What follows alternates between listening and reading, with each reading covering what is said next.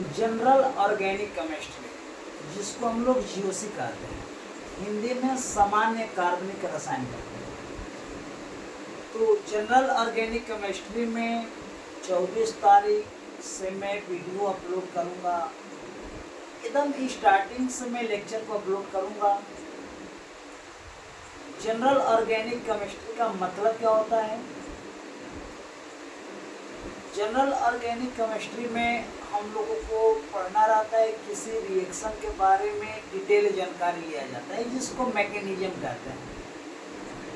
अब general organic chemistry GOC में जो पॉइंट होता है, पहला पॉइंट वो यहाँ से स्टार्ट किया जाता है कि जैसे कोई रिएक्शन होता है, रिएक्शन में रिएक्टेंट होता है, रिएक्टेंट के बाद एरो होता है, एरो पे कंडीशन दिया रहता है। अब उस रिएक्टेंट का रिएक्शन कराने के बाद प्रोडक्ट कुछ और बनता है। तो इस क्राइटेरिया को हम लोग समझने के लिए जीओसी पढ़ते हैं कि रिएक्शन जब हुआ होगा तो प्रोडक्ट कैसे बना होगा, क्या प्रोडक्ट बना होगा और कैसे बना होगा। इस पूरे रिएक्शन को समझने के लिए मैकेनिज्म कहते हैं।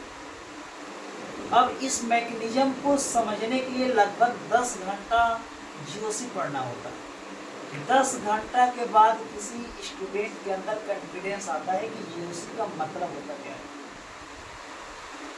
जीओसी में हम लोग ये सिखाते हैं कि कोई रिएक्शन को जब बनाए होंगे तो प्रोडक्ट जो बना होगा वो प्रोडक्ट तभी बनता है जब रिएक्टेंट का बॉन्ड टूटता है। जब बॉन्ड टूटेगा तो नया बॉन्ड तैयार।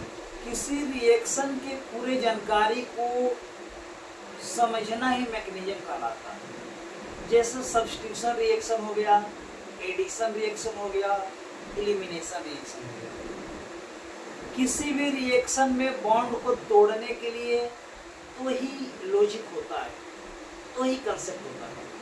पहला कंसेप्ट को होमोलिसिस बोलते हैं, दूसरा कंसेप्ट को हेटेरोलिसिस बोलते हैं।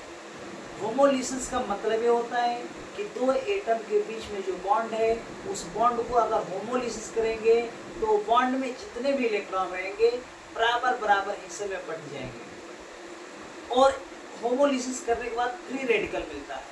और वो रेडिकल दो ही काम कर सकता है, या तो किसी के साथ कपलिंग कर सकता है, एगुमन हिंदी में बोलते हैं, नहीं तो दूसरा काम कर सकता है, किसी बॉन्ड को होमोलिसिस करके तोड़ सकता है और एक नया बॉन्ड बना सकता है।